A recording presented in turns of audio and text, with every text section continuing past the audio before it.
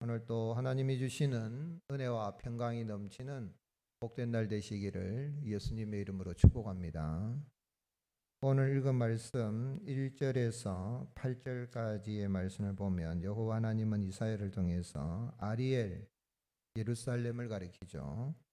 이 아리엘이 적들이 어떤 성을 포위하고 공격함으로 고난과 슬픔을 겪을 것이지만 그 적들은 결국 허망하게 사라질 것과 여호와께서 우레와 지진과 폭풍 등으로 그들을 징벌하심으로 아리엘을 치려는 열방의 무리는 꿈처럼 허무하게 될 것을 예언합니다.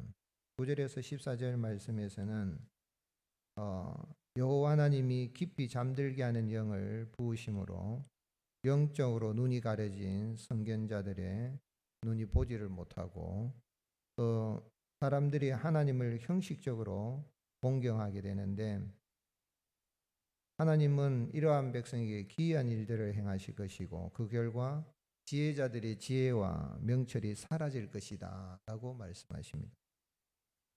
그래서 오늘 본문에서 우리 하나님은 어떤 분이십니까? 여호와 하나님은 택한 백성을 징계를 통하여서 하나님을 예배하는 자, 하나님을 공경하는 자로 거듭나고 또 공경하도록 세우시는 분인 것을 알 수 있습니다. 지금 29장 1절에 슬프다 그랬고 28장 1절에 화 있을진저 그랬습니다. 같은 말입니다. 히브리어가 같은 단어인데 번역을 29장의 1절에서는 슬프다 오우 해가지고 슬프다 영어로는 우투 아리엘 그러는데 같은 말입니다. 이게 그래서 북왕국 이스라엘 또 남왕국 예루살렘에 대한 이 저주를 28장에 말씀하시고 다시 계속 이어서 29장에도 이 아리엘도 예루살렘에 대한 저주라고 할 수가 있겠죠. 그래서 슬프다 저주받은 자여 아리엘이라 그랬는데 아리엘의 뜻은 정확하게 알기는 좀 힘듭니다만은 하나님의 암사자 또는 하나님의 제단, 이 번제단이 이제 미츠베 올라라고 하는데 올라 하는 게 자음이 발음이 비슷합니다. 그래서 아리엘하면은 하나님의 제단, 번제단, 제단도 번제단 태워드리는 곳. 그래서 아리엘이라는 이 말은 이사야의 29장에 나오고 에스라에 한번 이렇게 나옵니다. 그래서 정확하게 뜻을 뭐다라고 말하기는 곤란하지만은 분명한 것은 다윗이 진친 성읍이여 라고 했습니다. 아리엘이여 아리엘이여 하면서 아리엘은 다윗이 진친 성읍이다 이렇게 부르고 있는 거죠. 그래서 하나님의 제단이다 라고 한다면 하나님 앞에 이스라엘 백성 특별히 예루살렘은 성전이 있으니까 그 성전의 주된 그 사명 목적 또 이스라엘 백성의 존재 목적은 뭐냐면 하나님을 예배하는 겁니다. 다들 우상 숭배하고 세상에 이러한 은근보화나 이런 마필이나 또 눈에 보이는 어떤 힘 있어 보이는 걸 숭배하고 의지하지만은 택한 백성만큼은 특별히 남왕국 유다, 특별히 예루살렘 하나님의 성전이 있는 곳의 사명은 하나님을 예배하는 제사장의 사명은 아침에 저녁에 아침에 번제를 드리고 저녁에 소제를 드리고 그래서 하나님 앞에 예배하는 게 주된 사명인데 그 일을 잘 못하니까 그 사명을 감당하지 않고 우상을 섬기고 또 눈에 힘 있어 보이는 은근보화를 신으로 여기고 또 마필 군사력을 신으로 여기고 외교적인 노력으로 아수르를 의지하려 하고 또 아수르가 공격하니까 또 강대국처럼 보이는 애국을 의지하려고 하는 이러한 것을 하나님께서 2절에 내가 아리엘을 괴롭게 하리니 그가 슬퍼하고 애곡하며 내게 아리엘과 같이 되리라. 이게 무슨 말씀이겠어요? 번역을 해놨는데 상당히 이게 무슨 뜻인가 싶죠, 그죠? 하나님께서 하나님의 번제단, 하나님을 예배하는 자로서 하나님을 예배를 잘 해야 되는 그 예루살렘 이스라엘 백성, 유다 백성들을 괴롭게 할 것이다. 그래서 슬퍼하고 애곡할 것인데 어느 정도로 괴롭게 할 것인가? 내게 아리엘과 같이 되리라. 이 말은 아리엘은 하나님의 번제단이라는 거 의미한다면은 번제단 불태우는 곳이잖아요.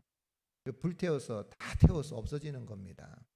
그것처럼 하나님 앞에 불타는 그런 시련을 겪을 것이다. 번제나 태워지려는 것처럼 그러한 시련 내게 하나님의 제단같이 된다. 왜? 하나님을 예배를 하지 않으니까. 예배가 그만큼 중요한 거예요. 교회를 가르칠 때, 제가 어릴 때 교회 가면 교회당은 보면은 여기 무슨 예배당 그랬다고. 제5영도 예배당, 제1영도 예배당, 예배당이죠. 주 목적은 예배당. 기도가 예배고 예배가 기도인데 기도당, 예배당인데 하나님께 예배하지 않고 자꾸 눈에 보이는 힘 있는 것을 섬기려고 하니까 우상을 섬기려고 하니까 하나님이 그렇게 만들겠다. 어떻게 해요? 3절에 내가 너를 사면으로 둘러 진을 치며 너를 애워 대를 쌓아 너를 치리니 예루살렘 점령하기 위해서 예루살렘 성벽 높이만큼 대를 쌓아가지고 이 아수르나 바벨론이 쳐들어와서 결국은 무너지게 되는 거죠. 바벨론이 이제 쳐들어와서 무너지게 되는데 그렇게 해서 무너뜨릴 것이다. 불탈 것이다. 즉 결국은 성전이 다 불탔잖아요. 주전 586년에 이 느부갓네살의 어떤 침략으로 인해서 성전이 다 불타고 예루살렘은 폐허가 되게 되는데 그걸 미리 지금 예언을 하고 있는 것이죠. 그런데 더 재미있는 건 이렇게 불타는 제단은 같이 징계는 하시는데 이건 하나님 앞에서 택한 백성들이 연단의 과정이라는 하나님은 결코 버리지 아니하시는 것이 그 다음에 보면 그럴지라도 5절에 내 대적의 무리는 세미한 티끌 같겠고 강판자의 무리는 날려가는 겨 같으리니 그 일이 순식간에 갑자기 일어난다. 그렇게 공격했지만은 아수르 순식간에 무너지고 바벨론 순식간에 무너지는 거죠. 이런 강대국들이 뭐 순식간에 무너지는 것이 역사 속에서 나타나고 있고 지금도 마찬가지입니다. 무너질 때는 로마가 하루아침에 세워졌겠느냐. 근데 무너질 때는 한순간에 무너진다. 무너질 때는. 그래서 하나님께서 갑자기 순식간에 이러한 일이 일어나게 하는데 그래서 하나님의 이 재단인 하나님이 징계는 하시지만 아주 과하게 강포하게 하나님의 재단을 징계하는 그건 징계하는 정도가 아니라 심판해서 참 아주 잔혹한 그런 아수르 바벨론 다 순식간에 무너지게 하는 이유가 뭡니까? 그거는 하나님께서 이 시온에 있는 하나님의 그 성을 보호하기 위함인 것입니다. 그래서 하나님께서는 8절에 보면 줄인 자가 꿈에 먹었을지라도 깨면 그 속은 여전히 비고 목마른 자가 꿈에 마셨을지라도 깨면 곤비하며 그 속에 갈증이 있는 것 같이 어디를 치는 열방요? 시온산을 치는 열방의 무리가 그와 같을 것이다. 우리 하나님 참 예언서에 이사야 예언서 보면 참 재미있습니다.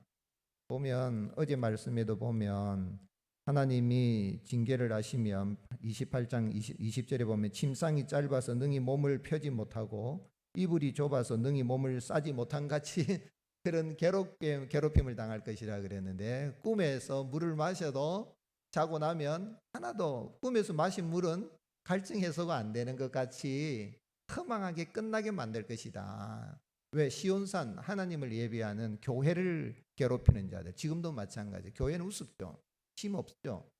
이스라엘 백성 약합니다. 강대국 틈바구니 속에 있습니다. 대한민국 약합니다. 그렇잖아요. 미소, 중국, 일본 다 강대국들입니다. 그 사이에 틈바구니에 고래 싸움에 새우 등 터진다고 이 눈치 보고 저 눈치 보는 것처럼 이스라엘도 그랬거든요. 그런데 그 이스라엘에 무엇이 있습니까? 시온산이 있고 성전이 있고 교회를 가리키는 거예요. 교회는 아무 힘 없어 보여요. 뭐 이리 밟히고 저리 밟히고 교회 욕한다고 교회가 세상을 위해서 욕하면 됩니까? 안 되잖아요. 욕해도 저주해도 우리는 축복해야 되는 게 교회의 사명인 거죠. 그런데 하나님이 이렇게 택한 백성이 있는 이곳을 예배의 사명을 드리도록 연단하신다는 거죠.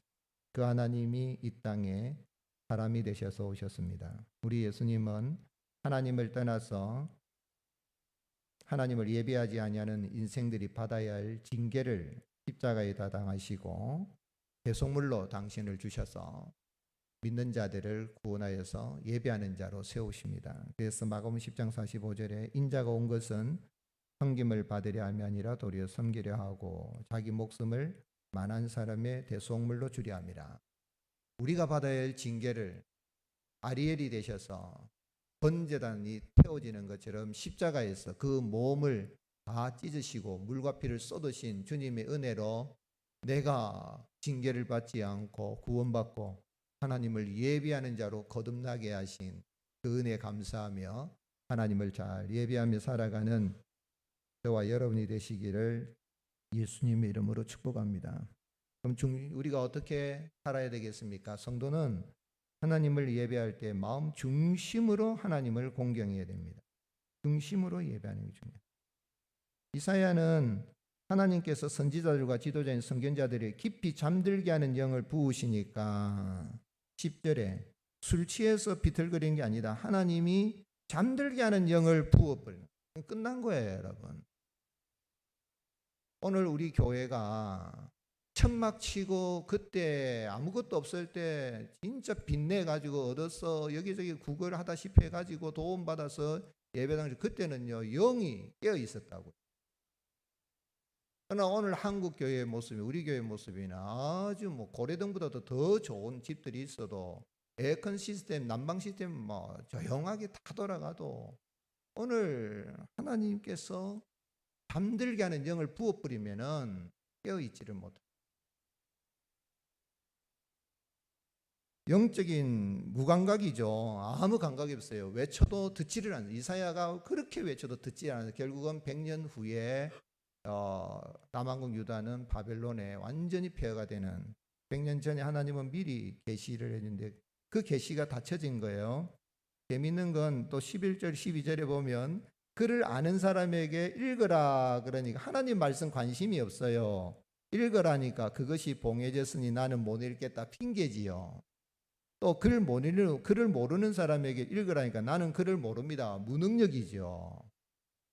오늘 여러분 좀 안다는 사람은 가진다는 사람은 이 핑계 저 핑계 대고 하나님 말씀을 등한히 하고 모르는 사람 모르니까 또 알 수 없고 하나님 참 이사야를 통해서 재미있게 말씀하십니다. 그러나 그들이 왜 입술로는 예배를 드립니다. 예배는 있어요. 유다 백성 예배는 형식적인 거죠. 그래서 13절에 주께서 이르시되 이 백성이 입으로는 나를 가까이하며 입술로는 나를 공경하지만 그들의 뭐가 마음이 없다는 거예요. 마음이. 부부가 밥 해줘요. 아내가 빨래도 해줘요. 그런데 마음이 없어요. 부부관계 안 되는 거예요. 부부가 아니지. 남편도 마찬가지 돈 벌어다 줘요. 근데 마음이 없어요. 밖으로만 돌아다녀. 그럼 가정이 안 되잖아요. 그것처럼 하나님을 형식적으로는 예배해요. 그러나 마음이 없어요. 중심이 없다 이 말이에요. 예배당에 와도 마음은 콩밭에 가 있고 아니 어떤 경우는 우리 교회에도 보면 연로하신 어른가 목사님 예배당에 가야 되는데 걷지를 못했어요. 그래서 영상으로 예배 드립니다. 그건요 현장에 안 와도 막 그래서 현장에 영상 예배를 안 닫고 있는 거예요. 그러니까 영상 예배를 닫을까 하나님께 계속 여쭤보는데 그런 분들이 있어서 이 시대에 영상 매체가 있어서 영상으로도 마음을 다해서 예배한다면 하나님은 마음을 받기를 원하는 거예요. 아멘이십니까? 새벽기는 할 수 있으면 현장에 나오는 거 좋고 주일날 현장에 나오는 거 좋지만 나는 영상 내 마음을 쏟는 게 중요해요. 왜 사람들의 마음이 하나님께로 떠납니까? 13절 그들이 나를 경외함은 무엇으로 가르침을 받았다 그랬습니까? 사람의 계명으로. 하나님의 말씀은 성경을 읽어야 되는 거예요. 성경을. 근데 자꾸 성경에 관한 거 저도 교단의 헌법이나 또는 규칙이나 이런 관심을 가지고 또 그래야 되지만 헌법, 규칙 뭐 이런 거 중요하지만 성경을 아는, 우리 교회 그래도 주일날 성경대학도 하고 하는데 실제로 성경을 읽어야 돼요. 성경대학에서 뭐 가르치는 그 내용, 공과 내용보다 성경을, 오늘 여러분 그렇게 되면 하나님의 말씀으로 교훈을 받으면 우리의 마음을 하나님께 쏟아부어서 예배할 수가 있는 것입니다. 중심으로 하나님을 예배하는 저와 여러분이 되시기를 주님의 이름으로 축복합니다. 아버지 하나님 감사합니다. 간밤에 또 태풍의 영향으로 인해서 새벽에 참 비가 쏟아지는 그런 가운데 있지만 또 하나님은 비를 내리시는 가운데 무덥고 힘든 가운데 또 더위도 식혀주시는 그 하나님의 섭리를 생각할 때 잠결에서라도 오히려 하나님 앞에 감사할 수 있는 지난밤을 보내게 해주시니 감사합니다. 또 태풍의 소식이 있는데 큰 피해 당하지 않도록 하나님 우리를 불쌍히 여겨주시고 무더운 이런 날씨를 보낸 가운데서도 섭리하시는 하나님의 은혜를 인해서 감사 찬송하며 날이 덥든지 춥든지 비가 오든지 눈이 오든지 우리의 삶 속에서 하나님을 예배하며 또 내가 만난 하나님을 알지 못한 사람들, 우리를 구원하신 하나님의 은혜를 알지 못한 사람들에게 복음을 전하여 한 영혼이라도 예배자로 세워가는 저들이 될 수 있도록 은혜를 베풀어 주시옵소서. 참으로 새벽을 깨우며 은혜를 구하는 주의 백성들의 간구와 기도의 손을 다 들어주시되 육체의 질고로 인하여 아파하는 성도님들이 있습니다. 의료진들이 참 암덩어리를 제거하고 수술도 했지만 고치시는 분은 주님이신 줄로 믿사오니 주여 긍휼히 여겨주시고 그 치료가 급속하여 속히 회복되고 주의 전에 나와 예배드림에 어려움이 없도록 사는 날 동안에 강건하게 주님을 섬기며 나갈 수 있도록 회복의 은혜를 더하여 주시옵소서. 하나님, 우리는 이 일이 잘 될는지 저 일이 잘 되는지 알지 못하여 하나님의 은혜를 구하며 나갑니다. 하나님, 주의 백성들의 산업과 직장과 하는 일들에 복을 주시고 특별히 우리 자녀 손들이 하는 일이 잘 되어서 주님 영광을 위해서 힘있게 일할 수 있도록 주여 도와주시옵소서. 이 하루도 주의 성령께서 우리와 동행하여 주시기만을 원하옵고 우리 구주 예수님 이름으로 간절히 기도드립니다. 아멘. 할렐루야. 말씀을 기억하시고 주여 한번 외치고 간절한 마음으로 기도드리겠습니다. 주여. 아버지 감사합니다. 주님을 찬양합니다. 주님을 의지합니다. 주여 도와주시옵소서. 아버지여 우리를 불쌍히 여겨 주시옵소서. 어디 가서 빌겠습니까? 누구에게 호소하겠습니까? 하나님, 새벽을 깨우며 하나님의 은혜를 구하는 주의 백성들의 모든 눈물의 간구를 기도를 들어주시고 우리 모자이크 교회의 기도의 불길이 꺼지지 않고 타오르게 하여 주옵소서. 우리 모자이크 교회를 향하신 한국교회를 향하신 성령의 촛대를 옮기지 마시고 아버지 하나님, 하나님을 예배하는 공동체로서 하나님 앞에 나와 기도하는 가운데 하나님의 들으심을 얻는 살아있는 교회, 살아 역사하는 그런 아름다운 공동체로 세워질 수 있도록 주여 은혜를 더하여 주시옵소서. 주께서 참 우리 교회를 사랑하시고 귀한 직분자들을 세워주시니 감사합니다. 하나님, 맡은 바의 사명을 감당할 수 있도록 성령으로 충만케 하여 주시옵소서. 영적인 깊은 잠에 깨어나서 성령의 인도하심 따라 기도하게 하시고 성령으로 봉사하게 하시고 성령으로 기뻐하며